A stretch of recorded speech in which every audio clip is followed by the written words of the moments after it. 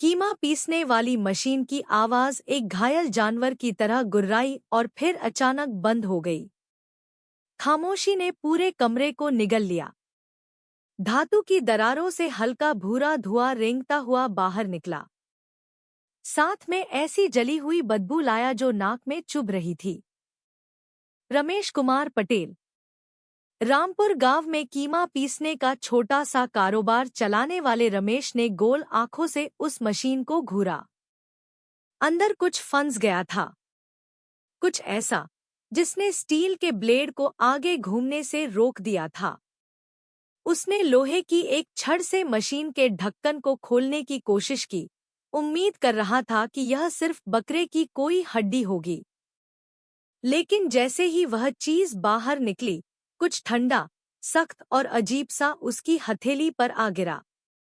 यह चांदी के रंग का एक पतला धातु का टुकड़ा था, जिस पर छोटे अंकों की एक कतार खुदी हुई थी, जैसे कोई सीरियल नंबर। यह किसी औजार का टुकड़ा नहीं था, कील नहीं थी। यह बहुत सफाई से गढ़ा गया था, बहुत ज्यादा इंसानी। उस पल रमेश का दिल जोर जोर से धड़कने लगा। उसे नहीं पता था कि उस छोटे से टुकड़े से एक घिनौना राज उस पिसे हुए मांस के भीतर से जागने का इंतजार कर रहा था। संगीत। यह गर्मी के मौसम के ढलते दिनों की एक शाम थी। देवगढ़ जिले की हवा आग की लपटों जैसी महसूस हो रही थी। आसमान का रंग तांबे जैसा हो गया था और दूर कहीं बादल धीरे धीरे गरज रहे थे, मानो उस बारिश को रोके हुए हों जो अभी बरसना नहीं चाहती थी। रमेश कुमार पटेल की छोटी सी कीमा पीसने की कार्यशाला में मशीन की आवाज कच्चे मांस की गंध और गर्म भाप के साथ मिली हुई थी। वह दिन बाकी दिनों जैसा ही होना चाहिए था, जब तक कि क्रैक की एक जोरदार आवाज ने शांति भंग नहीं कर दी। अरे, यह क्या हुआ? एक नौजवान मजदूर चिल्लाया। उसका चेहरा डर से पीला पड़ गया था। कीमा मशीन तुरंत रुक गई थी। मोटर से हल्का धुआं निकल रहा था। जली हुई चर्बी और गोश्त की बदबू पूरे कमरे में फैल गई। रमेश ने तेजी से स्विच बंद किया। उसका दिल जोरों से धड़क रहा था। वह मशीन जर्मनी की बनी थी, महंगी थी और उसकी अकेली सबसे बड़ी संपत्ति थी। उस मशीन के बिना उसका धंधा ठप हो सकता था। उसने कांपते हाथों से स्टील का ढक्कन खोला। ट्यूब के अंदर अधपिसा मांस चारधार वाले ब्लेड पर चिपका हुआ था, जैसे धातु की सतह पर ताजा खून। शायद हड्डी फंस गई होगी, मालिक, मजदूर ने कांपती आवाज में कहा। कैसी हड्डी? मैंने खुद सारे टुकड़े काटे थे। सब साफ था। रमेश का चेहरा गुस्से और चिंता से लाल हो गया। उसने लोहे की छड़ से और गहराई में कुरेदा। धातु के टकराने की आवाज आई और कुछ ढीला होकर बाहर गिरा। फर्श पर गिरते ही एक तेज खनक हुई। रमेश ने नीचे झुककर देखा। वहां गुलाबी मांस के टुकड़ों के बीच चांदी के रंग का एक धातु का टुकड़ा पड़ा था, लगभग 4 सेंटीमीटर लंबा। वह किसी मेडिकल औजार की तरह करीने से मुड़ा हुआ था। उसका एक किनारा तेज था। उसका सिरा ऐसा घिसा हुआ था मानो मशीन के ब्लेड से टकराया हो। उसने धीरे से उसे उठाया। उसकी सतह ठंडी, चिकनी थी और एक तरफ छोटे अक्षरों की एक कतार खुदी हुई थी। इतनी बारीक कि मुश्किल से ही दिख रही थी। TPS-SD 2003-419। यह कैसा नंबर है? वह बुदबुदाया। उसका चेहरा अचानक ठंडा पड़ गया। ऐसी चीज किसी बकरे के अंदर से नहीं निकल सकती थी, नहीं रसोई के किसी औजार से। यह चीज बहुत सटीक थी, बहुत साफ। उसने ताजे पिसे हुए मांस के ढेर को देखा, जिसका कुछ हिस्सा अभी भी ब्लेड पर चिपका हुआ था। इसका रंग सामान्य से ज्यादा गहरा लाल था। उसकी नाक को एक अजीब सी महक आई। यह सिर्फ मांस की बदबू नहीं थी, इसमें कुछ और भी था, जैसे जंग और एंटीसेप्टिक की मिलीजुली गंध। नौजवान मजदूर डर से अपने मालिक को देख रहा था। शायद फैक्ट्री से आया होगा, मालिक। कौन सी फैक्ट्री? यह मांस नए सप्लायर से आया है। कह रहा था सस्ता है क्योंकि पुराना स्टॉक है, रमेश ने कहा। उसे अचानक आज सुबह की बात याद आई। उसने एक रेफ्रिजरेटर ट्रक से मांस खरीदा था जिस पर लिखा था Rathore live stock, Rampur farms. कीमत बाजार से कम थी, लेकिन बेचने वाले ने कहा था कि यह पुराने जमे हुए स्टॉक का बचा हुआ माल है। अब रमेश का दिमाग घूमने लगा। क्या यह सिर्फ एक हादसा था या कुछ और? उसने अपने माथे का पसीना पोंछा। उस मशीन को देखा जो अब एक धातु की लाश की तरह खामोश पड़ी थी। हर गुजरता पल उसके दिल की बेचैनी बढ़ा रहा था। यह मशीन सस्ती नहीं थी, लगभग 5 लाख रुपए की थी, जिसे उसने कर्ज लेकर खरीदा था, जो अभी चुकाया भी नहीं गया था। अगर यह इस चीज की वजह से खराब हुई तो वह बर्बाद हो सकता था। लेकिन जो चीज उसे पैसे के नुकसान से ज्यादा डरा रही थी, वह सवाल था जो अचानक उसके दिमाग में कौंधा था। क्या होगा अगर यह चीज किसी जानवर की नहीं हुई तो? रमेश ने फिर से उस धातु को देखा। उसकी चमक धुंधली नियोन लाइट में हल्की सी झलक रही थी। उसके पेट में एक अजीब सी ऐंठन उठी। उसने बुरे ख्यालों को झटकने की कोशिश की, लेकिन जो साया उभर रहा था वह और भी खौफनाक था।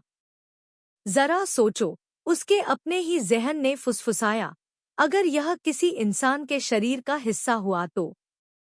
वह कांप गया। आखिरकार बारिश की पहली बूंदें गिरीं, टिन की छत पर सैकड़ों सुइयों की तरह टकराने लगी। उसने अपना पुराना मोबाइल फोन उठाया, कुछ सेकंड स्क्रीन को घूरता रहा, फिर फैसला किया। बहुत हो गया, उसने धीरे से कहा। मुझे खबर करनी होगी। जो नंबर उसने डायल किया वह कोई आम नंबर नहीं था। वह देवगढ़ जिला पुलिस स्टेशन का नंबर था। वहां वह एक अफसर को जानता था, जिसका नाम इंस्पेक्टर अर्जुन था। शाम की नमस्ते, इंस्पेक्टर साहब। मैं रमेश कुमार पटेल बोल रहा हूं। मुझे एक रिपोर्ट लिखानी है। मेरी कीमा मशीन खराब हो गई है और मांस के अंदर से एक अजीब चीज मिली है, धातु का टुकड़ा, जिस पर सीरियल नंबर है। मुझे लगता है यह कुछ ठीक नहीं है। दूसरी तरफ से आवाज सपाट आई, हमेशा की तरह प्रक्रियात्मक। ठीक है रमेश जी, कल सुबह हम जांच के लिए किसी को भेज देंगे। शायद फैक्ट्री के किसी औजार का टुकड़ा होगा। ज्यादा घबराइए मत। रमेश ने हाथ में रखे धातु के टुकड़े को देखा। उसे लगा जैसे उसका दिल किसी ने भींच लिया हो। वह जानता था कि यह कोई मामूली टुकड़ा नहीं था। कुछ तो गलत था, बहुत ज्यादा गलत। उस रात वह सो नहीं सका। बारिश तेज होती जा रही थी। पुरानी टिन की छत पर गरज रही थी। धातु के उस टुकड़े को उसने एक सफेद कपड़े में लपेटा और अपने छोटे से पूजा स्थान की मेज पर रख दिया। उसे नहीं पता क्यों, लेकिन उसे लगा जैसे वह चीज उसे वापस घूर रही थी, भुलाए जाने से इनकार कर रही थी। और न जाने क्यों, बाहर बादलों की गड़गड़ाहट ऐसी लग रही थी मानो जमीन के भीतर से आ रही हो। अगली सुबह 2 पुलिस की मोटरसाइकिलें उसकी कार्यशाला के सामने रुकीं। इंस्पेक्टर अर्जुन सिंह, जिनकी कनपटियों पर सफेद बाल आ गए थे, एक नौजवान कांस्टेबल रमन के साथ आए थे। रमन को ड्यूटी पर आए अभी 2 ही साल हुए थे। अर्जुन आराम से एक फाइल लिए हुए थे। तो यह है वह चीज जिसने आपको परेशान कर दिया, रमेश जी, उन्होंने हल्की मुस्कान के साथ कहा। रमेश ने तेजी से सिर हिलाया और कपड़े की पोटली उन्हें थमा दी। यह है साहब। इसी चीज ने मेरी मशीन बंद कर दी। रमन ने सावधानी से कपड़ा खोला। जैसे ही वह धातु का टुकड़ा सामने आया, उसकी भौहें तन गईं। उसने उसे पलट पलट कर देखा, उसकी सतह पर खुदे छोटे नंबरों को घूरा। इस पर सीरियल नंबर है, सर। किसी मेडिकल औजार के हिस्से जैसा लगता है। अर्जुन ने एक सरसरी निगाह डाली, फिर कंधे उचका दिए। अरे, शायद बूचड़खाने की किसी मशीन का टूटा हुआ टुकड़ा होगा। ज्यादा मत सोचो। लेकिन हम इसे रिपोर्ट के लिए दर्ज कर लेते हैं। रमन, जो अभी नौजवान था और जिज्ञासा से भरा हुआ था, उसे ज्यादा देर तक घूरता रहा। उस चीज में कुछ ऐसा था जिससे उसके रोंगटे खड़े हो रहे थे। यह किसी मामूली औजार का टुकड़ा होने के हिसाब से बहुत चिकना, बहुत सटीक था। सुबह की रोशनी में धातु की सतह पर उकेरे गए छोटे अक्षर एक ठंडी, सफेद रोशनी बिखेर रहे थे। जैसे किसी की आंखें हों। जैसे कोई उस धातु के पीछे छिपा हो, उन्हें बिना आवाज किए देख रहा हो। और बाहर देवगढ़ के आसमान में बादल फिर से गरजने लगे, जो एक कीमा मशीन के खराब होने से कहीं ज्यादा बड़ी चीज की शुरुआत का संगीत दे रहे थे। कांस्टेबल रमन शांत नहीं रह सका। उस कीमा कार्यशाला से लौटने के बाद धातु का वह छोटा टुकड़ा जो उसने देखा था, लगातार उसके दिमाग में घूम रहा था। वह चीज इतनी अजीब थी कि उसे नजरअंदाज नहीं किया जा सकता था। रात में जब दफ्तर शांत हो गया, उसने चुपके से रिपोर्ट फाइल से उस चीज की तस्वीर ली और उसकी सतह पर खुदे सीरियल नंबर को खोजना शुरू कर दिया। TPS-SD 2003-419। उसने उस नंबर को सर्च इंजन में टाइप किया। पहला नतीजा एक विदेशी वेबसाइट से आया, जर्मनी का एक मेडिकल उपकरण catalogue. Titanium shoulder distal plate. उसकी आंखें तन गईं। यह किसी मशीन का पुर्जा नहीं था। यह इंसानी हड्डी को सहारा देने वाली प्लेट थी। कंधे की हड्डी टूटने वाले मरीजों के लिए इस्तेमाल होने वाला सर्जिकल इम्प्लांट। रमन ने अपना थूक निगला। अगर यह एक मेडिकल इम्प्लांट है, उसने फुसफुसाया, तो यह कीमा में क्या कर रहा था? उसने और खोजबीन की। डॉक्टरों के फोरम खंगाले, भारत में मेडिकल उपकरणों के रजिस्ट्रेशन का डेटा देखा। फिर उसे एक सरकारी अस्पताल का डेटाबेस मिला। वहां इम्प्लांट नंबर खोजने का एक कॉलम था। प्रांतीय अस्पताल में अपनी एक नर्स परिचित की थोड़ी मदद से उसने वह नंबर डाला, 2003.419। लैपटॉप की स्क्रीन एक पल के लिए कांपी और फिर एक मरीज का डेटा सामने आ गया। नाम अनवर। लिंग पुरुष। जन्म 1960। ऑपरेशन का स्थान Jaipur national orthopaedic hospital. Operation की तारीख 15 मई 2021। नोट: मरीज का कोई परिवार नहीं। ऑपरेशन के बाद बिना पते के छोड़ दिया गया। रमन का दिल तेजी से धड़कने लगा। नाम अनजान था, लेकिन डरावना। अनवर, एक ऐसा शख्स जिसकी जान कभी उस धातु के टुकड़े ने बचाई थी, और अब वह टुकड़ा बकरे के कीमे में मिला था। उसने उस डेटा का प्रिंट निकाला और इंस्पेक्टर अर्जुन के कमरे की तरफ भागा, जो अभी भी बैठकर रात का अखबार पढ़ रहे थे। सर, मुझे कुछ मिला है। यह कोई मामूली धातु नहीं है। अर्जुन ने आलस से उसकी तरफ देखा। रमन, ज्यादा मत सोचो। यह सिर्फ एक इत्तेफाक होगा। नहीं, सर। यह एक इंसान के शरीर से निकला मेडिकल इम्प्लांट है। इसका डेटा मौजूद है। उसका नाम अनवर था। और वह 6 महीने पहले लापता घोषित किया गया था। अर्जुन ने अखबार नीचे किया। उनका चेहरा बदल गया।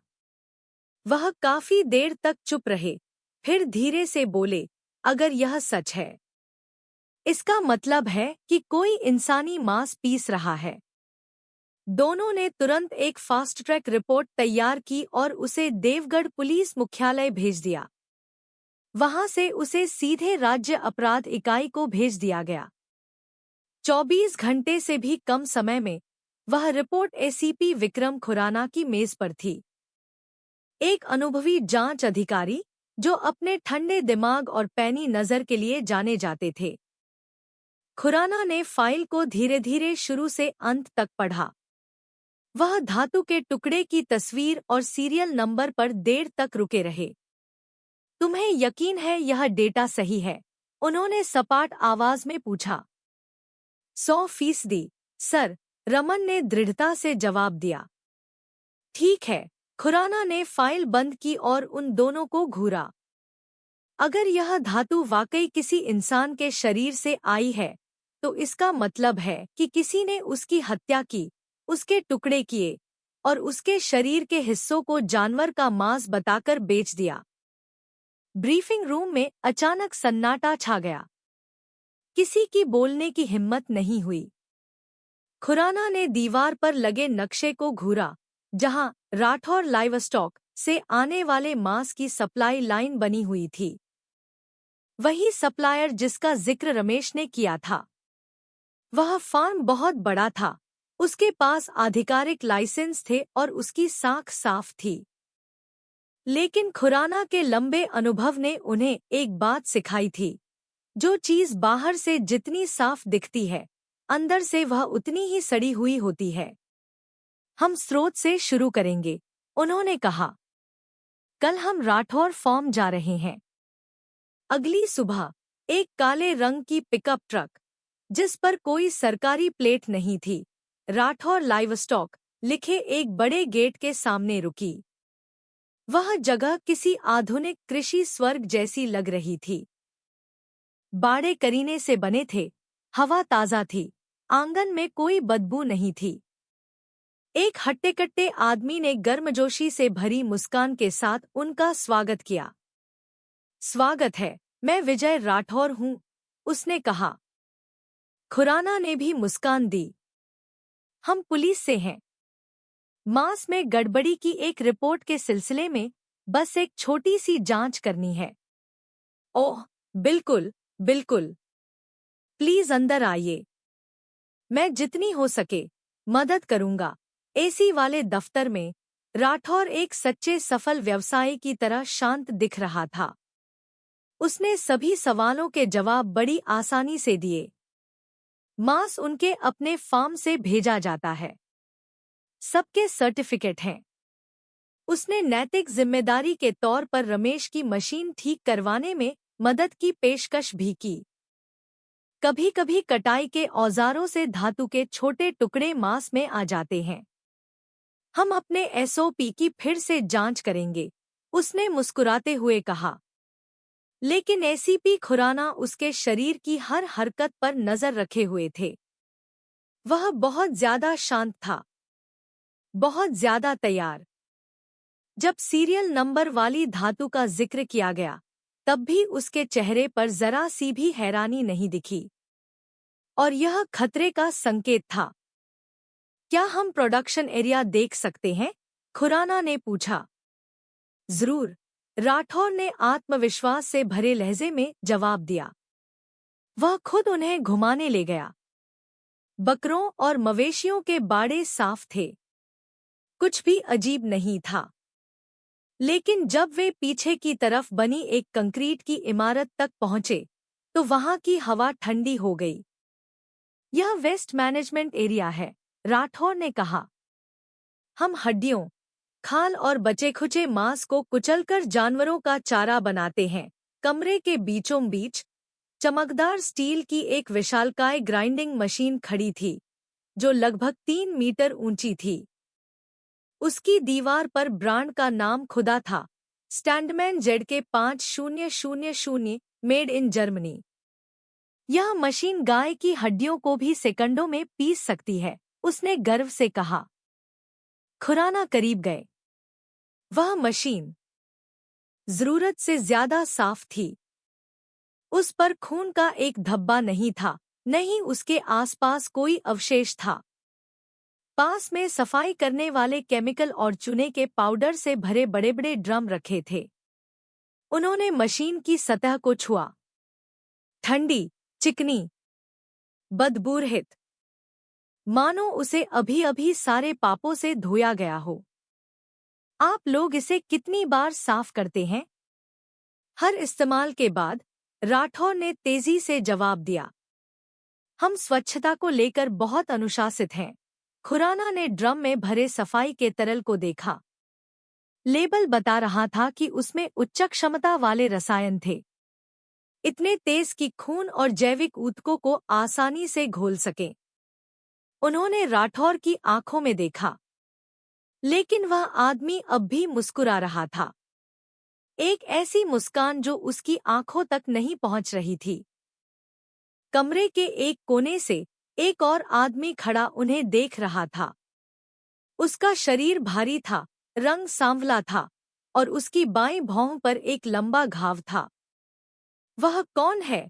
खुराना ने बिना मुड़े पूछा। ओह, वह अजीत सिंह है, राठौर ने जवाब दिया। यहाँ पुराना आदमी है, वही वेस्ट मशीन को संभालता है। अजीत ने थोड़ा सिर झुकाया। उसकी आंखें कभी भी सीधे पुलिस की तरफ नहीं देख रही थी। उसके हाथ खुरदरे थे, तेल और छोटे छोटे जले के निशानों से काले पड़े थे। कितने समय से काम कर रहे हो यहाँ? 10 साल, साहब, उसने धीरे से जवाब दिया। यह मशीन कभी फंसी है? अजीत जवाब देने से पहले एक पल के लिए चुप हुआ। कभी नहीं, साहब, हमेशा बढ़िया चलती है। खुराना ने कोई प्रतिक्रिया नहीं दी, लेकिन जिस तरह से उस आदमी ने बात की, वह समझ गए कि उस भावहीन चेहरे के पीछे कुछ छिपाया जा रहा था। जब पुलिस की टीम इमारत से बाहर निकली, तो खुराना ने अपने मातहत से फुसफुसाया। सब इंस्पेक्टर इमरान, हमें कमजोर कड़ी मिल गई है। नाम अजीत सिंह। उसकी हर हरकत पर नजर रखो। जी, सर। उनकी गाड़ी धीरे धीरे फार्म एरिया से बाहर निकल गई। रियरव्यू मिरर से खुराना ने देखा कि विजय राठौर गेट पर खड़ा मुस्कुरा रहा था और हाथ हिला रहा था। लेकिन उस मुस्कान के पीछे उन्हें सीने में कुछ घुटन सी महसूस हुई, जैसे एक खूंखार दरिंदे को करीने के सूट में देख रहे हों। वह दिल ही दिल में जानते थे कि रमेश की मशीन से निकला वह छोटा सा धातु का टुकड़ा एक बहुत बड़े जिस्म का महज पहला टुकड़ा था। फॉर्म के दौरे के 2 रात बाद सब इंस्पेक्टर इमरान और कांस्टेबल रमन ने गुप्त निगरानी शुरू कर दी। उन्होंने रामपुर गांव के किनारे एक पुराना किराए का मकान लिया। फॉर्म के पिछले हिस्से से ज्यादा दूर नहीं। दूसरी मंजिल की खिड़की से वे पिछला गेट देख सकते थे, जिसका इस्तेमाल दिन में कम ही होता था। रात के 11 बजे बाड़ों की बत्तियां बुझ गईं। लेकिन वेस्ट मैनेजमेंट वाली इमारत की तरफ से एक धीमी रोशनी और एक बड़ी मशीन की आवाज आ रही थी, जिसे उस वक्त नहीं चलना चाहिए था। इमरान ने नाइट विजन कैमरा उठाया। उसे देखो, उसने फुसफुसाया। स्क्रीन पर उन्होंने अजीत सिंह को देखा, जिसने दस्ताने और मास्क पहना हुआ था। वह एक छोटे ट्रक से ड्रम उतारकर इमारत के अंदर ले जा रहा था। किसी और मजदूर का नामोनिशान नहीं था। आधे घंटे बाद वह ट्रक बिना हेडलाइट जलाए पिछले गेट से बाहर निकल गया। उसकी नंबर प्लेट कीचड़ से ढकी हुई थी। रमन ने तुरंत समय नोट किया। 12:05 बजे। वह क्या ले जा रहा था? रमन ने पूछा। पता नहीं, लेकिन यह पक्का है कि यह मामूली कचरा नहीं था, इमरान ने जवाब दिया। अगली रात उन्होंने फिर से निगरानी की। वही पैटर्न। आधी रात के करीब ट्रक आया। अजीत ने ड्रम शिफ्ट किए और चला गया। इस बार इमरान ने ट्रक के बम्पर के नीचे एक छोटा सा ट्रैकिंग डिवाइस चिपका दिया। अगली सुबह ट्रैकर का डॉट नक्शे पर दिखने लगा। ट्रक सीकर बस टर्मिनल के पास एक पुराने पुल के किनारे रुका था, एक खाली इलाके में जहां अक्सर बेघर लोग इकट्ठा होते थे। रमन ने अपने फोन की स्क्रीन को देर तक घूरा। अगर ट्रक के रुकने की यह जगह सही है तो वहां कुछ न कुछ जरूर है। तीसरी रात वे सड़क पर गाने वाले बनकर पुल के पास इंतजार करने लगे। रात के करीब 1 बजे डीजल इंजन की आवाज आई। वही ट्रक धीरे धीरे आया, उनसे थोड़ी दूर रुका। अजीत नीचे उतरा, पिछला डाला खोला, 2 बड़ी बोरियां निकाली और उन्हें नदी के किनारे फेंक दिया। उसने टॉर्च नहीं जलाई, मानो उसे रास्ते रटे हुए हों। उसके बाद ट्रक तुरंत चला गया। रमन ने कुछ मिनट इंतजार किया, फिर पास गया। एक बोरी में गंदे कपड़े और खून सने चिथड़े भरे थे। दूसरी बोरी ज्यादा भारी थी। जब उसे खोला गया तो रात की हवा मानो जम सी गई। अंदर इंसानी हड्डियां थीं। कुछ पर अभी भी मांस चिपका हुआ था। रमन पीछे हट गया। उसका चेहरा पीला पड़ गया। हे भगवान! वह लाश के हिस्से यहां फेंक रहा है। इमरान ने तुरंत एसीपी खुराना को फोन किया। 20 मिनट से भी कम समय में फोरेंसिक टीम पहुंच गई। इलाके को पुलिस टेप से घेर लिया गया। मीडिया को पास आने से रोक दिया गया। शुरुआती जांच से पता चला कि वहां 2 अलग-अलग इंसानों की हड्डियों की बोरियां थीं, शायद एक पुरुष और एक महिला। कंधे को सहारा देने वाली वैसी ही एक धातु की प्लेट, जैसी अनवर की थी, एक बोरी में मिली। खुराना नदी के किनारे खड़े थे। उनकी आंखें पैनी थी। इसका मतलब है कि रमेश की मशीन से निकली प्लेट वाकई किसी इंसान की थी। लेकिन कितने पीड़ित हैं? कम से कम 2, शायद ज्यादा, रमन ने धीरे से जवाब दिया। खुराना ने धीरे बहते नदी के पानी को देखा। हम और इंतजार नहीं कर सकते। कल हम तलाशी वारंट के साथ अंदर जा रहे हैं। अगली सुबह विजय राठौर के फार्म को चुपके से घेर लिया गया। खुराना ने खुद इस छापेमारी का नेतृत्व किया। वे 2 तरफ से अंदर घुसे, आगे और पीछे से। जब पुलिस वेस्ट मैनेजमेंट वाले कमरे में घुसी, तब भी वह विशालकाय ग्राइंडिंग मशीन भिनभिना रही थी। अजीत सिंह केमिकल के ड्रम के पास खड़ा था, मानो कुछ डालने ही वाला हो। वह वर्दीधारी टीम को अंदर आते देख चौंक गया। अजीत, रुक जाओ! पुलिस! खुराना चिल्लाए। अजीत मुड़ा। उसका चेहरा तनावग्रस्त हो गया। उसने भागने की कोशिश की, लेकिन 2 अधिकारियों ने उसे तुरंत दबोच लिया। उसके हाथ से ड्रम गिर गया।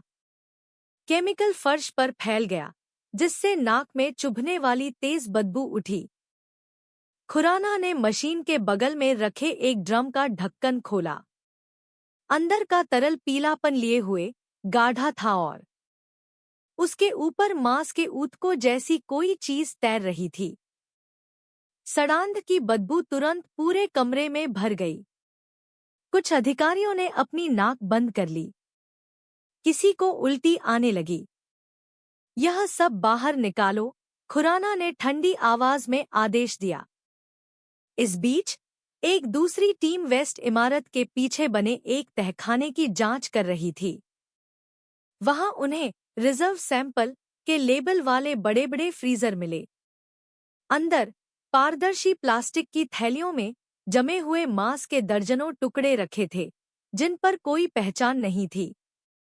रमन ने फुसफुसाया, यह अब जानवरों का मांस नहीं है, सर। खुराना ने सिर हिलाया। उनका चेहरा सख्त था। हाँ, यह इंसानी टुकड़े हैं। उन्हें एक छोटी सी नोटबुक भी मिली, जिसमें हर हफ्ते नष्ट किए गए कचरे की तारीखें और किलोग्राम में मात्रा लिखी थी। आंकड़े अविश्वसनीय थे। आधिकारिक तौर पर काटे गए जानवरों की संख्या से कहीं ज्यादा। खुराना ने विजय राठौर को पूछताछ के लिए दफ्तर लाने का आदेश दिया। जब उसे हथकड़ी लगाई जा रही थी, तब भी वह आदमी शांत दिख रहा था। मैं सिर्फ एक व्यवसायी हूँ, साहब। मेरे सारे लाइसेंस पूरे हैं, उसने सपाट स्वर में कहा। और तुम्हारा सारा कचरा इंसानी हड्डियों से भरा है, खुराना ने ठंडक से जवाब दिया। शाम को पूछताछ कक्ष में राठौर शांत बना रहा। लेकिन जब खुराना ने उसे नदी किनारे मिली बोरियों और शरीर को सहारा देने वाली धातु की प्लेटों की तस्वीरें दिखाईं, तो वह चुप होने लगा। तुम्हारे शिकार कौन थे? खुराना ने धीरे से पूछा। राठौर ने बस खाली नजरों से घूरा। वे लोग जिन्हें कोई नहीं ढूंढेगा, खुराना ने अपनी आंखें सिकोड़ी। तुम्हारा मतलब है सड़क पर रहने वाले लोग? बिना परिवार, बिना नाम वाले? उन्हें किसी की परवाह नहीं थी। दुनिया ने जो फेंक दिया था, मैंने बस उसका इस्तेमाल किया। रमन, जो शीशे के पीछे से यह सब सुन रहा था, मुश्किल से अपना गुस्सा रोक पा रहा था। लेकिन खुराना शांत रहे। तुमने इंसानी मांस बेचा, राठौर हल्का सा मुस्कुराया। आप गलत हैं, मिस्टर पुलिस। मैंने इंसानों को नहीं बेचा। मैंने सिर्फ उसका लेबल बदला। खरीदने वाली तो यह दुनिया है। उसकी इस बात ने कमरे को जमा दिया। खुराना धीरे धीरे खड़े हुए। उस आदमी को तीखी नजरों से घूरा। तुम्हें लगता है कि दुनिया चुप रहेगी? तुम बहुत बड़ी गलतफहमी में हो। हम इस पूरे नेटवर्क को जड़ से उखाड़ फेंकेंगे। वह बिना पीछे मुड़े कमरे से बाहर निकल गए।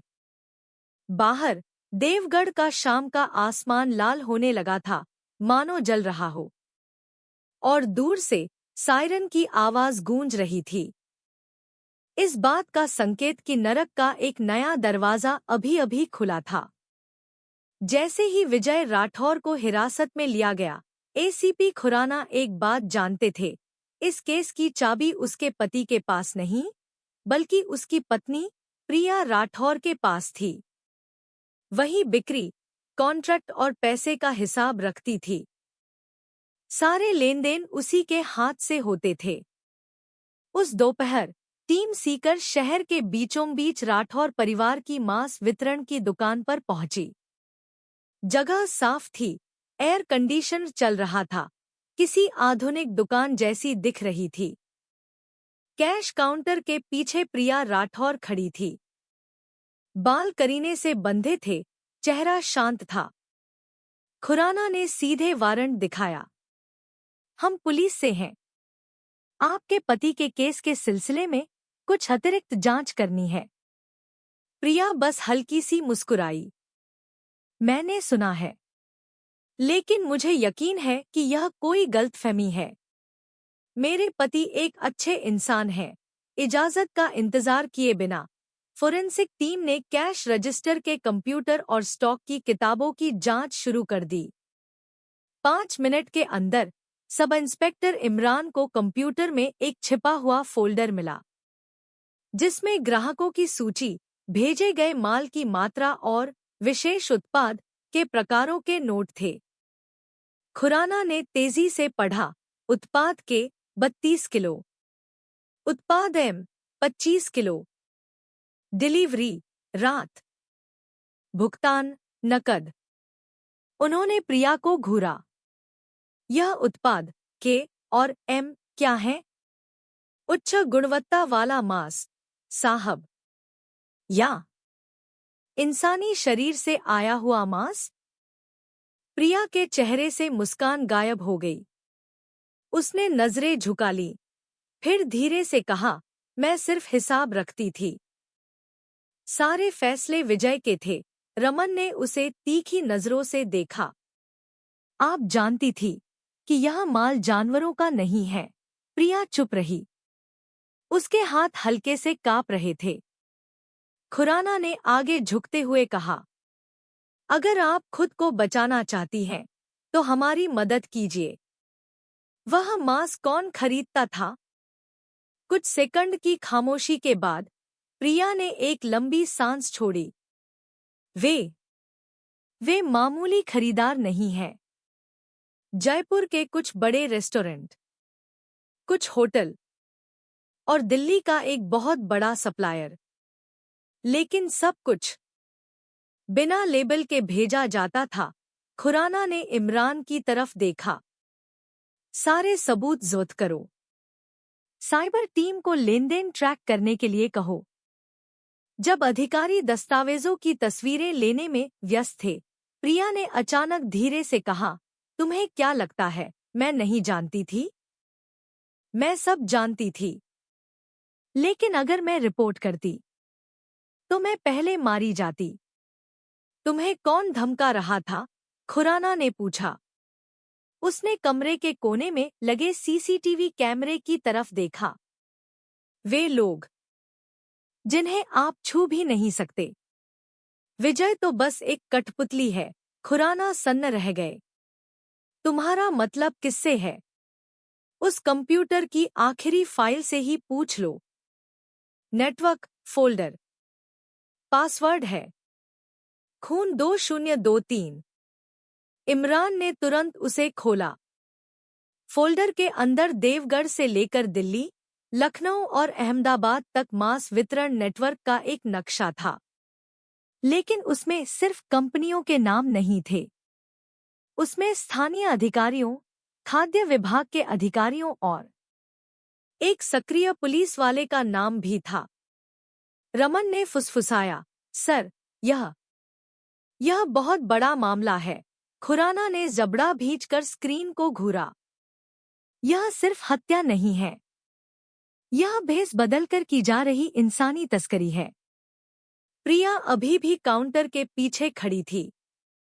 उसकी आंखें बुझी हुई थी। तुम लोग यह सब नहीं रोक पाओगे। लेकिन अगर मैं आज रात गायब हो जाऊं, तो प्लीज मुझे उससे दूर दफनाना। इससे पहले कि खुराना गवाह को सुरक्षा देने का आदेश दे पाते, अचानक दुकान का अगला शीशा कांप उठा। बाहर से एक मोटरसाइकिल गुजरी और एक दबी हुई आवाज आई। साइलेंसर लगी बंदूक की गोली। खट! प्रिया गिर पड़ी। उसके कंधे से खून बह रहा था। सब नीचे झुको, रमन चिल्लाया। टीम बाहर भागी, लेकिन मोटरसाइकिल मोड़ पर गायब हो चुकी थी। प्रिया अभी भी होश में थी। कंधे पर जख्म को दबाए हुए उसने कमजोर आवाज में फुसफुसाया, उन्हें पता चल गया कि मैंने बात की। खुराना उसके बगल में घुटनों पर बैठ गए। प्रिया, तुम बच जाओगी। उन्होंने मेडिकल टीम को देखा। इसे अस्पताल ले जाओ अभी। कुछ मिनट बाद एम्बुलेंस चली गई। खुराना दुकान के सामने खड़े थे, टूटे शीशों और फर्श पर फैले खून को देख रहे थे। वह जानते थे कि यह मामला अब सिर्फ एक फार्म तक सीमित नहीं था। यह एक बड़ा नेटवर्क था, और उन्होंने अभी सिर्फ उसकी पहली परत को छुआ था। रमन जब्त किया हुआ लैपटॉप लेकर आया। सर, उस फोल्डर में आज रात की डिलीवरी की लिस्ट है। मंजिल जयपुर शहर के बाहरी इलाके में एक कोल्ड स्टोरेज। खुराना ने उसे ठंडी नजरों से देखा। हम आज रात उन्हें पकड़ेंगे, बिना किसी अतिरिक्त वारंट के। यह इमरजेंसी है। उस रात 11 बजे बिना निशान वाली 3 पुलिस गाड़ियां शहर के बाहरी इलाके के उस गोदाम की ओर बढ़ रही थी। बत्तियां बंद थी, लेकिन अंदर से कूलिंग मशीन की आवाज आ रही थी। वे साइड के दरवाजे से अंदर घुसे। रमन ने टॉर्च जलाई। अंदर प्रीमियम उत्पाद लिखे दर्जनों बड़े बक्से रखे थे। जब एक बक्सा खोला गया तो ठंडी हवा का झोंका बाहर निकला और अंदर गुलाबी मांस के टुकड़े करीने से रखे थे। सभी का आकार असामान्य था। खुराना ने एक प्लास्टिक खींचा, उसे देर तक घूरा। वह जानते थे कि यह जानवर का मांस नहीं है। बक्से के कोने पर एक छोटा सा लेबल था जिस पर उत्पादन की तारीख और शुरुआती अक्षर VR लिखे थे। विजय राठौर, वह बुदबुदाए। अचानक ऊपर की मंजिल से कदमों की आहट आई। इमरान ने इशारा किया। वे धीरे धीरे ऊपर चढ़े। गोदाम के ऊपर एक तंग कमरे में एक आदमी कंप्यूटर के सामने बैठा था, फॉर्म के CCTV फुटेज देख रहा था। उसके हाथ में एक वॉकी टॉकी था। खुराना चुपचाप उसके पास पहुंचे और पिस्तौल तान दी। हिलो मत, वह आदमी धीरे से मुड़ा। रमन ने उसे पहचान लिया। खाद्य विभाग से जुड़ा वही सक्रिय पुलिसकर्मी, वही नाम जो लिस्ट में था। अच्छा, तो पुलिस वाले, उसने टेढ़ी मुस्कान के साथ कहा। तुम लोग जल्दी आ गए, लेकिन बहुत देर हो चुकी है। सारा माल भेजा जा चुका है। कहाँ? खुराना ने दहाड़ा। वह आदमी बस हंसा। उनके पास, जिनकी तुम हर रोज मेज पर सेवा करते हो। खुराना ने उसके चेहरे पर एक घूंसा मारा। खून टपकने लगा। तुम अदालत में सब बताओगे। अगर मैं कल तक जिंदा रहा तो, उसने ठंडक से जवाब दिया। बाहर सायरन की आवाजें करीब आने लगी। खुराना ने रमन को देखा। सुरक्षा पूरी करो। सारे सबूत हेडक्वार्टर ले जाओ। जब वे बाहर निकले तो जोरदार बारिश होने लगी। पानी गोदाम के फर्श पर लगे खून के धब्बों को धो रहा था। लेकिन वह बासी गंध, वह अभी भी नहीं गई थी। खुराना ने अंधेरे आसमान को देखा। यह खत्म नहीं हुआ है। हमने अभी अभी नरक का दरवाजा खोला है। रात के 2 बजे खुराना की टीम प्रिया राठौर के लैपटॉप की लिस्ट के आखिरी पते पर पहुंची। सीतापुरा इंडस्ट्रियल एरिया में एक कोल्ड स्टोरेज। बत्तियां बंद थी, लेकिन पीछे जनरेटर अभी भी गड़गड़ा रहा था। वे एक बिना ताले वाले लोहे के दरवाजे से अंदर घुसे। जैसे ही दरवाजा खुला, हाड़ कंपा देने वाली ठंड ने उन्हें जकड़ लिया। बड़े बड़े फ्रीजर की कतारें जल रही थी, जिन पर लाल इंडिकेटर लाइटें थीं। खुराना ने इशारा किया। रमन ने एक फ्रीजर खोला। बासी बदबू तुरंत बाहर निकली। अंदर साधारण मांस नहीं था, बल्कि इंसानी शरीर के अंग थे। हाथ, जांघें, बिना चेहरे वाले सिर। कुछ हिस्सों पर अभी भी पारंपरिक गहने थे या टैटू। एक लाश की बाह पर मीना नाम गुदा हुआ था। रमन पीछे हट गया। उसका चेहरा पीला पड़ गया। वे लाशों को स्टॉक के माल की तरह रख रहे हैं। खुराना ने अगला फ्रीजर देखा। वहां जमे हुए खून के दर्जनों बैग करीने से रखे थे। उन पर तारीखों के लेबल लगे थे। यह सिर्फ कीमा बनाने का काम नहीं है, उन्होंने धीरे से कहा। वे अंग बेच रहे थे। पीछे से कदमों की आहट आई। इमरान ने तुरंत पिस्तौल तान दी। काली जैकेट पहने 2 आदमी बर्फ के बक्से लिए हुए दिखे। वे पुलिस को देखकर चौंक गए। भागना चाहा, लेकिन उनके पैर में गोली मार दी गई। उनमें से एक ने कबूल किया कि वे रात के कुरियर थे, शहर की एक निजी लैब में सैंपल पहुंचा रहे थे। खुराना ने मजबूर किया। एक ने अपना फोन खोला। उसमें डॉ. आर. नाम के संपर्क से एक मैसेज था। मांसपेशियों के ऊतकों के 6 पैकेज भेजो। 2 गुना भुगतान। रमन ने तुरंत हेडक्वार्टर फोन करके अतिरिक्त गिरफ्तारी वारंट मांगे। खुराना ने दूसरे डरे हुए कुरियर को घूरा। डॉ आर कौन है? एक निजी अस्पताल का आदमी है, साहब। वही माल मंगवाता है। हम तो बस डिलीवरी करते हैं। खुराना ने उसे तीखी नजरों से देखा। वह माल इंसानों का है। तुम्हें पता है? कुरियर ने सिर झुका लिया, रोने लगा। हमें कहाँ गया था? अगर मना किया तो मारे जाओगे। गोदाम के बाहर पुलिस के सायरन पहुंचने लगे। फोरेंसिक टीम ने तुरंत पहचान के लिए सभी बैग और जमे हुए अंगों को जब्त कर लिया। खुराना जानते थे कि यह पीड़ितों की एक लंबी सूची खोलने जा रहा था। जब टीम काम कर रही थी, रमन ने उन्हें बुलाया। फ्रीजर के 3 के पीछे उन्हें एक छोटा स्टील का दरवाजा मिला। उसे खोलने के लिए 3 लोगों को लगना पड़ा। अंदर एक तंग, कम रोशनी वाला कमरा था और फर्श पर जंग लगी एक ऑपरेशन टेबल थी। सूखे खून के धब्बे दीवारों पर चिपके थे। मेज पर एक पुरानी नोटबुक थी। खुराना ने पहला पन्ना खोला। तारीखों की सूची। कोड नाम जया, पिंकी और डॉलर में कीमत। नीचे RH अक्षर लिखे थे। रीगल एपेक्स हॉस्पिटल, वही अस्पताल जहां डॉ राव काम करता है। उन्होंने धीरे धीरे किताब बंद की। अब हमें पता है कि यह सारा मांस कहाँ जा रहा था। कुछ घंटे बाद एक संयुक्त टीम ने उस अस्पताल पर धावा बोल दिया।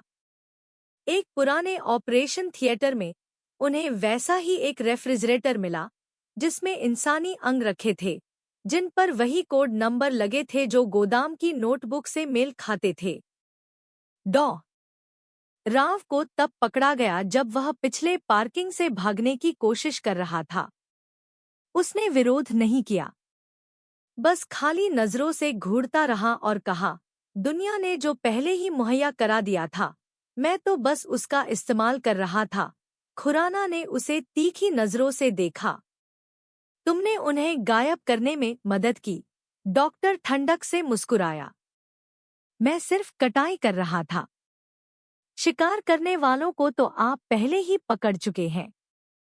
इस बीच लैब से रिपोर्ट आई। गोदाम में मिले शरीर के अंगों का DNA जयपुर के आसपास से पिछले 2 सालों में लापता हुए 18 लोगों की रिपोर्ट से मेल खा गया। सभी बेघर थे। खुराना सबूतों के बोर्ड के सामने खड़े थे। उनका चेहरा तनावपूर्ण था। विजय राठौर शिकार करता था। डॉ राव टुकड़े करता था। प्रिया पैसे का हिसाब रखती थी। यह कोई फॉर्म नहीं था। यह मौत का एक प्रोडक्शन लाइन था। रमन ने पीड़ितों की तस्वीरों वाली फाइल को देखा। और कितने हैं जिन्हें हम अभी तक नहीं ढूंढ पाए? खुराना ने जवाब नहीं दिया। वह जानते थे कि जवाब इतना काला था कि उसे जुबान पर नहीं लाया जा सकता था। बाहर सुबह होने लगी थी, लेकिन लोहे और खून की गंध अभी भी उनके कपड़ों से चिपकी हुई थी। शाम को, जब अस्पताल की जांच अभी चल ही रही थी, इमरान को डिजिटल टीम से एक कॉल आई। उन्हें सीतापुरा गोदाम के कैमरे की फुटेज मिली थी, जिसमें हर 2 हफ्ते में एक सफेद वैन आती हुई दिख रही थी। वह वैन अस्पताल के नाम पर नहीं, बल्कि विजय राठौर की निजी संपत्ति के तौर पर पंजीकृत थी। लेकिन उसका ड्राइवर राठौर नहीं था। वह कोई ऐसा था जो जांच की फाइलों में कभी सामने नहीं आया था। एक काले हिजाब या घूंघट में एक नौजवान औरत। खुराना ने मॉनिटर स्क्रीन को घूरा। यह कौन है? टीम ने नंबर प्लेट को ट्रैक किया। वह अरावली की पहाड़ियों की ओर जा रही थी। एक सुनसान इलाका, जहां चीड़ के जंगलों के बीच बस कुछ ही घर खड़े थे। बिना किसी अतिरिक्त वारंट का इंतजार किए टीम उस रात निकल पड़ी। पहाड़ियों पर चढ़ाई का सफर खामोश था। सड़क अंधेरी और ऊंची थी। केवल कार की रोशनी से रास्ता दिख रहा था। लगभग 2 घंटे बाद उन्हें लकड़ी की दीवारों वाले एक पुराने घर से धीमी रोशनी आती दिखी। सामने वही सफेद वैन खड़ी थी जिस पर राठौर फार्म का लोगो था, जिसका पेंट आंशिक रूप से उखड़ा हुआ था। खुराना ने चुप रहने का इशारा किया। वे धीरे धीरे पास पहुंचे। खिड़की की दरार से वही औरत अंदर दिखाई दी, एक मेज के सामने बैठी। बेघर पीड़ितों की उन्हीं तस्वीरों को घूर रही थी जो मिल चुके थे। मेज पर एक लैपटॉप और कुछ मोटे लिफाफे थे। खुराना ने धीरे से दरवाजा खोला। पिस्तौल हाथ में थी। पुलिस! हिलो मत! वह औरत चीखी नहीं। उसने बस उन्हें देखा। उसकी काली आंखें थकी हुई थी। आखिरकार तुम लोग आ ही गए, उसने सपाट स्वर में कहा। कौन हो तुम? खुराना ने पूछा। मैं सरिता हूं। प्रिया की बहन। रमन हैरान रह गया। तुम उसकी बहन? तुम यहाँ क्या कर रही हो? सरिता धीरे धीरे खड़ी हुई, खिड़की से बाहर देखने लगी। सारे लेनदेन के डेटा की कॉपियां मैंने ही सहेज रखी हैं। मेरी बहन जानती थी कि उसे मार दिया जाएगा। उसने गोली लगने से 1 हफ्ते पहले यह सब मुझे भेज दिया था। उसने एक फ्लैश ड्राइव आगे बढ़ाई। इसमें सभी खरीदारों के नाम हैं, उन लोगों के भी जो उस मांस का इस्तेमाल खाने के उत्पाद बनाने में करते थे। अगर तुम इसे खोलोगे तो तुम्हें पता चलेगा कि यह शहर 2 साल से इंसानों को खा रहा है। खुराना ने वह फ्लैश ड्राइव पकड़ ली। तुम इसमें शामिल थी? सरिता ने उन्हें देर तक घूरा। शुरू में मैंने मदद की क्योंकि मुझे लगा कि यह सिर्फ एक्सपायर हो चुका मांस है। लेकिन एक रात मैंने खुद विजय को एक लाश को फ्रीजर में ले जाते देखा। मैं भागना चाहती थी, लेकिन मेरी बहन ने कहा, अगर मैंने रिपोर्ट की तो अगली चीज मैं ही बनूंगी। रमन पास आया। उसके पकड़े जाने के बाद तुमने रिपोर्ट क्यों नहीं की? क्योंकि तुम लोग अभी सब कुछ नहीं जानते, सरिता ने धीरे से जवाब दिया। अभी एक जगह और है। वह जगह जहां उन्होंने यह सब शुरू किया था। कहाँ? सरिता ने उन्हें देखा, फिर फुसफुसाया। पुराने फार्म के नीचे, एक ऐसे कमरे में जो इमारत के नक्शे में नहीं है। वे उसे कंदरा गुफा मूल स्थान कहते थे। खुराना ने तुरंत रेडियो चालू किया। सभी यूनिट्स पुराने फार्म की लोकेशन पर तलाशी की तैयारी करें। तहखाने वाले इलाके पर ध्यान केंद्रित करें। कुछ घंटे बाद टीम विजय राठौर की लोकेशन पर वापस पहुंची। जोरदार बारिश हो रही थी, जिससे खुदाई मुश्किल हो रही थी। लेकिन गोदाम के पीछे खोजी कुत्ते कंक्रीट की एक ऐसी जमीन पर रुके जिसका रंग बाकी जमीन से अलग था। अधिकारी ड्रिलिंग मशीन ले आए और सीमेंट की परत के नीचे एक छिपा हुआ स्टील का दरवाजा खोज निकाला। दरवाजे पर जंग लगा था, लेकिन वह अभी भी कसकर बंद था। खोलने के बाद नम और सड़ी हुई हवा का एक झोंका बाहर निकला। सीढ़ियां एक तहखाने में उतर रही थी जो लोहे से मढ़ा हुआ, अंधेरा और ठंडा था। वे टॉर्च की मदद से धीरे धीरे नीचे उतरे। रोशनी दीवारों पर पड़ी, जो सूखे खून जैसे गहरे धब्बों से भरी थी। गलियारे के आखिर में एक बड़ा कमरा खुला। वहां 5 बड़ी धातु की मेजें, बचे खुचे सर्जिकल चाकू, जंजीरें और जंग लगी बाल्टियां थीं। दीवार पर चाक से धुंधला सा लिखा था, हम सब एक ही मां से पैदा हुए हैं। रमन ने थूक निगला। यह वह जगह है जहां उन्होंने सब शुरू किया था। एक मेज पर प्लास्टिक में लिपटा एक नोट अभी भी सही सलामत था। तारीखों की सूची और सैंपल की मात्रा। आखिरी कॉलम में लिखा था, कुल 52 यूनिट। खुराना ने उस आंकड़े को देर तक घूरा। उनका चेहरा सख्त था। 52 लोग, और हमें अभी सिर्फ 18 मिले हैं। उन्होंने तस्वीरें लीं, मिट्टी के नमूने लिए और उस कमरे को पुलिस सील से बंद कर दिया। जब वे बाहर निकले तो सरिता सीढ़ियों पर खड़ी खुराना को देख रही थी।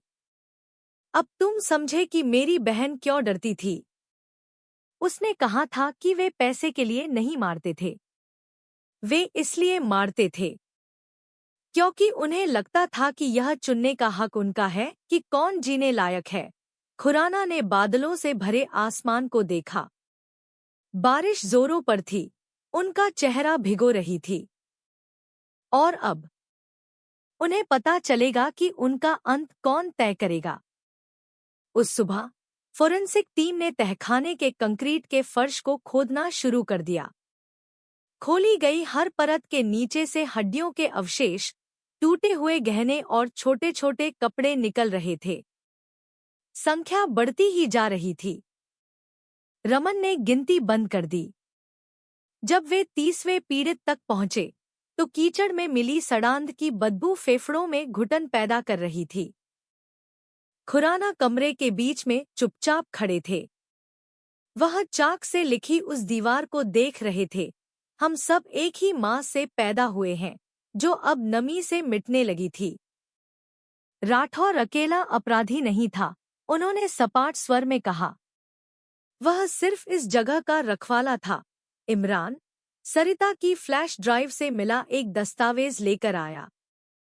सर, इस डेटा में 2006 के पहले फार्म लाइसेंस के दस्तावेजों में एक पुराना नाम है। शुरुआती जिम्मेदार राठौर नहीं था, बल्कि गोविंद सक्सेना नाम का कोई शख्स था। खुराना ने भौहें सिकोड़ी। वह कौन है? फॉर्म का पहला संस्थापक 2009 में एक आग लगने के बाद गायब हो गया था। लेकिन डिजिटल रिकॉर्ड के मुताबिक यह आदमी अभी भी सक्रिय है। राठौर के विदेशी खाते में हर महीने पैसे भेजता है। खुराना ने तुरंत ट्रैकिंग का आदेश दिया। कुछ ही घंटों में साइबर टीम ने गोविंद के आखिरी सिग्नल की लोकेशन ढूंढ निकाली। अहमदाबाद में एक पुराना विला, जो एक फर्जी कंपनी के नाम पर रजिस्टर्ड था। बिना इंतजार किए टीम रवाना हो गई। रात में वे उस विला में पहुंचे। इमारत बड़ी थी, लेकिन अंधेरी, सुनसान। आंगन की बत्तियां बुझी थी। बस दूसरी मंजिल की एक खिड़की से हल्की सी रोशनी आ रही थी। खुराना ने हाथ से इशारा किया। वे धूल भरे लिविंग रूम से होते हुए चुपचाप अंदर गए। तभी ऊपर से कदमों की आहट आई। रमन पहले ऊपर चढ़ा। गलियारे में एक बूढ़ा आदमी व्हीलचेयर पर बैठा था। उसके सामने एक बड़ी मॉनिटर स्क्रीन थी, जिस पर फॉर्म के सीसीटीवी कैमरों की फुटेज चल रही थी। उसने उन्हें देखकर मुस्कुराया। आखिरकार जयपुर पुलिस आ ही गई। उसकी आवाज बैठी हुई, लेकिन शांत थी। तुम लोगों को 12 साल की देर हो गई। खुराना ने पिस्तौल तानी। गोविंद सक्सेना, बूढ़े आदमी ने धीरे से सिर हिलाया। मैंने ही यह सब शुरू किया था। विजय तो बस मेरा शागिर्द था। तुमने यह क्यों किया? गोविंद ने स्क्रीन को घूरा, जिस पर एक पुराना वीडियो चल रहा था। दर्जनों बेघर लोगों को फार्म में लाया जा रहा था। उन्हें खाना दिया जा रहा था। फिर एक एक करके वे गायब हो रहे थे। तुम लोग उन्हें पीड़ित के तौर पर देखते हो। मैं उन्हें एक स्रोत के तौर पर देखता था। इस दुनिया ने उन्हें फेंक दिया था। मैंने बस उनका सही इस्तेमाल किया। खुराना करीब आए। तुमने इंसानों को मारकर बेचा? गोविंद कमजोर सी हंसी हंसा। नहीं, मैं जीवन को रिसाइकल कर रहा था। रमन ने अपनी सांस रोक ली। खुराना ने उस आदमी को ठंडी नजरों से देखा। तुम्हें अदालत में इन सब का जवाब देना होगा। गोविंद धीरे से हंसा। मैं वहां तक नहीं पहुंचूंगा। उसके हाथ ने व्हीलचेयर के हत्थे पर लगे एक बटन को दबाया। एक छोटी सी क्लिक की आवाज आई। फिर व्हीलचेयर के नीचे से एक चिंगारी निकली। एक छोटे से धमाके ने कमरे को हिला दिया। खुराना और रमन फर्श पर जा गिरे। शीशे टूट गए। हवा में धुआं भर गया। कुछ मिनट बाद मेडिकल टीम अंदर आई। गोविंद मौके पर ही जलकर मर चुका था। उसकी गोद में अभी भी एक छोटी सी काली फ्लैश ड्राइव दबी हुई थी। खुराना ने उसे सावधानी से उठा लिया। अगले दिन हेडक्वार्टर में उस फ्लैश ड्राइव का डेटा खोला गया। उसमें सिर्फ लेनदेन नहीं था, बल्कि उन लोगों के नाम की सूची थी जिन्होंने वह उत्पाद खरीदा था, जिसमें अधिकारी, बड़े व्यापारी और यहां तक कि डॉक्टर भी शामिल थे। कुछ ऐसे बड़े नाम जिन पर आज तक कानून का हाथ नहीं पड़ा था। खुराना ने उस लिस्ट को देर तक देखा। हम इन सबको नहीं पकड़ सकते, उन्होंने धीरे से कहा। रमन ने उन्हें देखा। लेकिन हम यह पक्का कर सकते हैं कि अब कोई भी इंसानी मांस पर जिंदा न रहे। खुराना ने लैपटॉप बंद किया। खड़े हो गए। हम सबसे करीबी लोगों से शुरू करेंगे। देवगढ़ साफ हो चुका है। अब बाकी शहरों की बारी है। खुराना ने उस सुबह सभी यूनिट हेड्स को मीटिंग रूम में बुलाया। मेज पर गोविंद सक्सेना की फ्लैश ड्राइव से मिली 27 नामों की सूची फैली हुई थी। कुछ खाद्य विभाग के अधिकारी, बड़े व्यापारी और निजी अस्पतालों के 3 डॉक्टर। किसी ने नहीं सोचा था कि यह नेटवर्क इतना गहरा होगा। इस लिस्ट में शामिल हर शख्स की गुप्त रूप से जांच की जाएगी, खुराना ने कहा। हम आधिकारिक रास्ता नहीं अपना सकते। इनमें से ज्यादातर के पास बचाने वाले लोग हैं। रमन और इमरान को पैसे के लेनदेन की जांच का काम सौंपा गया। 2 दिनों के अंदर उन्होंने एक संदिग्ध पैटर्न ढूंढ निकाला। बड़ी रकम फर्जी चैरिटी संस्थाओं के खातों में जाती थी, फिर फ्रोजन फूड कंपनियों के खातों के जरिए देश से बाहर भेज दी जाती थी। सभी में उन्हीं उत्पाद कोड का इस्तेमाल होता था जो प्रिया राठौर के रिकॉर्ड में थे, के और एम। उस रात खुराना को एक गुमनाम कॉल आई। दूसरी तरफ की आवाज फुसफुसाई, अगर तुमने जांच जारी रखी तो तुम भी प्रिया राठौर की तरह गायब हो जाओगे। फिर लाइन कट गई। उन्होंने देर तक फोन की स्क्रीन को घूरा। उनकी आंखें ठंडी थी। वे अब भी सोचते हैं कि वे हमें डरा सकते हैं। अगली रात रमन और इमरान लेनदेन का पीछा करते हुए अहमदाबाद में बंदरगाह के पास एक स्टोरेज गोदाम तक पहुंचे। उस गोदाम पर सीफूड कंपनी का दावा था, लेकिन शिपिंग दस्तावेजों में सैकड़ों किलो वजन के प्रोसेस्ड फ्रोजन उत्पादों का जिक्र था। जब कंटेनर खोला गया तो वैक्यूम पैक प्लास्टिक में मांस के ढेर सामान्य दिख रहे थे। सिवाय एक चीज के, हर पैकेट पर इंसानी अंग के नंबर वाला एक कोड लेबल लगा था। रमन ने इमरान को देखा। यह अब सबूत नहीं है, यह कबूलनामा है। उन्होंने तुरंत खुराना को रिपोर्ट दी। 1 घंटे के भीतर बड़ी टीम को सक्रिय कर दिया गया। पूरे गोदाम को सील कर दिया गया। 2 गार्डों को गिरफ्तार किया गया। उनमें से एक ने कबूल किया कि वे सिर्फ डॉ. विष्णु नाम के एक आदमी के आदेश पर काम कर रहे थे, जो एपेक्स हॉस्पिटल से जुड़ी एक फार्मास्यूटिकल कंपनी में न्यूट्रिशन रिसर्च का हेड था। खुराना ने कुरियर के चेहरे को ठंडक से घूरा। डॉ विष्णु अभी अहमदाबाद में है? हाँ साहब, वह आज रात आखिरी माल भेजने वाला है। बिना इंतजार किए खुराना और टीम तुरंत शहर के किनारे बनी उस रिसर्च लैब की ओर बढ़ गए। 2 मंजिला इमारत खामोश थी, लेकिन नीचे के कमरे में तेज रोशनी जल रही थी। जब वे अंदर घुसे तो फॉर्मेलिन की तेज गंध नाक में चुभी।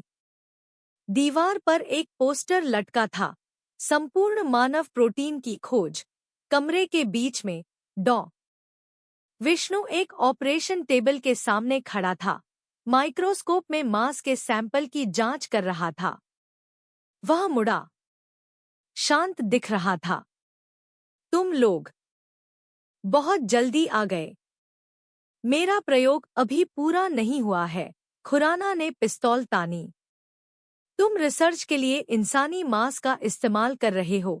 विष्णु ने थूक निगला। तुम इसे अपराध कहते हो, मैं इसे विज्ञान कहता हूं। यह दुनिया इंसानी कचरे से भरी है। मैंने बस उन्हें काम का बनाया है। रमन पास आया और उसके चेहरे पर जोरदार घूंसा मारा। तुम उन इंसानों को कचरा कहते हो। विष्णु हंसा। सड़क पर भीख मांगने से ज्यादा वे प्रोटीन के रूप में ज्यादा उपयोगी हैं। खुराना ने उसे ठंडी नजरों से देखा। तुम यहां से बाहर नहीं निकलोगे। उन्होंने इशारा किया।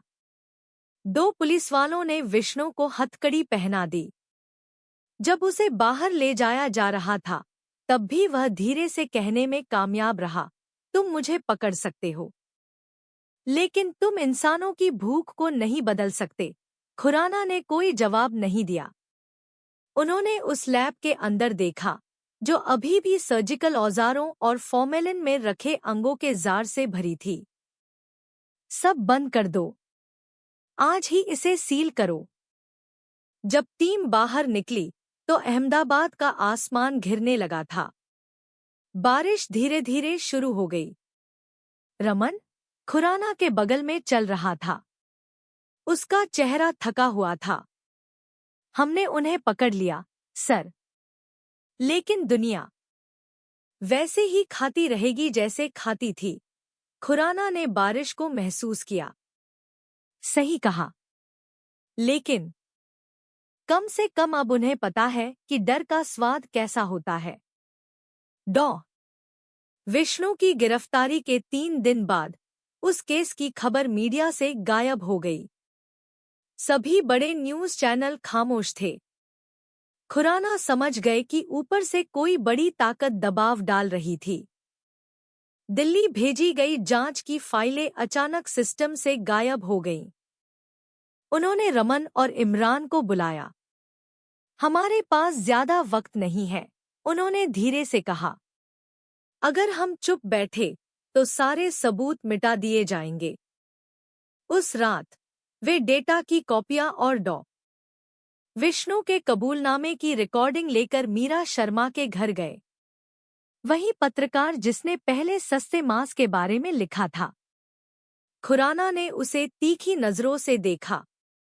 अगर तुममें हिम्मत है तो इसे फैला दो, लेकिन तुम्हारी जान दांव पर होगी। मीरा ने लैपटॉप चालू किया और पूछताछ कक्ष में विष्णु का वीडियो देखा। हर शब्द ठंडा और खौफनाक था। तुम इसे अपराध कहते हो। विष्णु की आवाज धीरे धीरे कांप रही थी। लेकिन हर रोज इंसान एक दूसरे को ही खा रहा है, बस अलग रूप में। मीरा ने उस स्क्रीन को देर तक देखा, फिर खुराना की ओर मुड़ी। मैं इसे प्रकाशित करूंगी। इस सच्चाई को दफनाया नहीं जा सकता। अगली सुबह देवगढ़ का मानव प्रोटीन शीर्षक वाली खबर पूरे मीडिया में फट पड़ी। कबूलनामे का वीडियो लाखों बार फैलाया गया। जनता में उबाल आ गया। उच्च अधिकारियों को बर्खास्त कर दिया गया, फ्रोजन फूड कंपनियों को बंद कर दिया गया और डॉक्टरों और व्यापारियों सहित 18 लोगों को गिरफ्तार कर लिया गया। लेकिन इसका जवाब तेजी से आया। उस रात जब खुराना अभी दफ्तर में ही थे, गेट के सामने खड़ी एक गश्ती कार में विस्फोट हो गया। रमन बुरी तरह घायल हो गया। इमरान उसे बचाने के लिए दौड़ा। बड़ी आग लग गई, सब कुछ जल गया। आधिकारिक रिपोर्ट में इसे तकनीकी खराबी बताया गया, लेकिन खुराना जानते थे कि यह उस नेटवर्क का संदेश था जो अभी तक नष्ट नहीं हुआ था। वह अस्पताल में रमन से मिलने गए। उस नौजवान का शरीर कमजोर पड़ा था। रुकना मत, सर, रमन ने फुसफुसाया। हम बस पहुंचने ही वाले हैं। खुराना ने उसे देर तक देखा। हम इसे पूरा करेंगे। 2 दिन बाद खबर आई कि सरिता, प्रिया की बहन, गायब हो गई है। अरावली की पहाड़ियों वाला घर खाली था। फर्श पर बस खून के धब्बे थे। खुराना देर तक चुपचाप खड़े रहे। वह जानते थे कि यह शिकार अब जंग में बदल चुका था। उस रात वह अपनी कार में अकेले बैठे थे, रेडियो सुन रहे थे। न्यूज़ बुलेटिन में कहा जा रहा था कि इंसानी मांस का मुद्दा महज एक अफवाह थी। उन्होंने रेडियो बंद कर दिया। कार के शीशे पर गिरती बारिश को देखा। वे सोचते हैं कि वे सब कुछ बंद कर सकते हैं, वह बुदबुदाए। लेकिन मेरे पास अभी भी सच्चाई है। अपनी जैकेट की जेब से उन्होंने एक छोटी सी फ्लैश ड्राइव निकाली, गोविंद सक्सेना के असली डेटा की आखिरी कॉपी, जिसे अभी तक किसी को नहीं भेजा गया था। उन्होंने उसे देर तक घूरा। अगर मैं गायब हो जाऊं, तो कम से कम यह सच्चाई जिंदा रहेगी। दूर कहीं बिजली कौंधी। खुराना ने कार का इंजन चालू किया और दिल्ली की ओर बढ़ गए। उस अंधेरे केंद्र की ओर, जहां सारे आका इंतजार कर रहे थे। जब खुराना की कार ने दिल्ली में प्रवेश किया, तब भी बारिश हो रही थी। सड़कें अंधेरी थीं। शहर की बत्तियां पानी के गड्ढों में चमक रही थी। वह सीधे हेडक्वार्टर नहीं गए, बल्कि उस पुरानी इमारत में रुके जहां मीरा शर्मा का दफ्तर था। अंदर मीरा और उसके 2 स्टाफ इंसानी मांस के नेटवर्क पर अगली रिलीज की तैयारी कर रहे थे। हमारे सारे सर्वर पर हमला हो चुका है, मीरा ने तेजी से कहा। वे वीडियो को हटाने की कोशिश कर रहे हैं। खुराना ने आखिरी फ्लैश ड्राइव उसे थमा दी। यह असली सबूत है। इसे 3 अलग-अलग जगहों पर सहेजो। अगर मैं वापस न आऊं, तो इसे जारी रखना। इससे पहले कि मीरा जवाब देती, अचानक बत्तियां बुझ गईं। बाहर से तेजी से आते कदमों की आहट नजदीक आने लगी। खुराना ने पिस्तौल निकाल ली। वे आ गए। 3 हथियारबंद लोगों ने दरवाजे को लात मारकर खोला। पहली गोली दीवार से टकराई। खुराना ने 2 बार जवाबी फायर किया, एक के सीने पर सटीक। मीरा और उसका स्टाफ सर्वर रूम की तरफ भागे, दरवाजा बंद कर लिया। 2 अन्य हमलावरों ने उन्हें घेरने की कोशिश की, लेकिन खुराना तेजी से हरकत में आए, एक को गोली मारी और दूसरे को दबोच लिया। तुम्हें किसने भेजा है? उन्होंने दहाड़ते हुए पूछा। वह आदमी बस मुस्कुराया। उन लोगों ने, जो सच्चाई से अपना पेट नहीं भरना चाहते। इससे पहले कि वह कुछ और कहता, उसने अपने मुंह में एक कैप्सूल चबा लिया। वह तुरंत मर गया। खुराना ने भावशून्य होकर लाश को देखा। बाहर पुलिस के सायरन सुनाई देने लगे। वह जानते थे कि वे लोग मदद के लिए नहीं आ रहे थे। मीरा, तुम्हें अभी निकलना होगा, उन्होंने जोर से कहा। यह डेटा शहर से बाहर ले जाओ। मीरा ने उन्हें देखा, उसकी आंखें नम थी। और आपका क्या? मेरा काम यहां खत्म हो गया। उन्होंने एक बैकअप कंप्यूटर चालू किया, सारी फाइलों को एक अंतर्राष्ट्रीय नेटवर्क पर कॉपी किया और फिर स्क्रीन पर एक छोटा सा संदेश टाइप किया। अगर मैं गिर जाऊं तो उन्हें वे नाम मिटाने मत देना। जब पुलिस अंदर घुसी तो कमरा खाली था। बस कंप्यूटर अभी भी चालू था, एक विदेशी सर्वर पर फाइलों को अपलोड कर रहा था।